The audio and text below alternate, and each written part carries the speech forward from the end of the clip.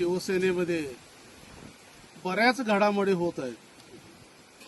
शिवसेना उद्धव बाळासाहेब ठाकरे पक्षाने शिवसेनेच्या मशालीच्या नावावर आणि जीवावर खासदार निवडून आणायचे, त्या चोराने ते खासदार पळवून न्यायचे.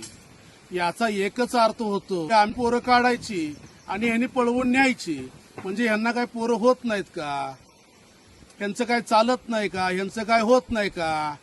एकनिष्ठ आणि प्रामाणिकपणा जो काय असतो तो सन्माननीय विनायकजी राऊत, संजयजी राऊत, प्राध्यापक नितीन बानोडे पाटील, अनिल देसाई यांच्याकडून शिकावा आणि पक्षाची काय निष्ठा असते ही दाखवावी.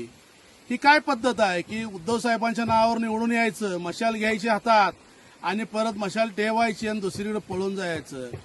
जर काही पळून गेलेले खासदार ज्याने बंड करून आता गेलेले आहेत, गद्दारी केलेली आहे, ह्या गद्दारांना सांगली जिल्ह्यात जर यांनी पाय ठेवून कधी आलेला मला दिसलं तर शिवसेना उद्धव बाळासाहेब ठाकरे पक्षाच्या वतीनं यांना चाबूक फोडून यांची रस्त्यावर धिंड काढल्याशिवाय आम्ही गप बसणार नाही आणि ह्या गद्दारांना यांची जागा आम्ही दाखवल्याशिवाय राहणार नाही.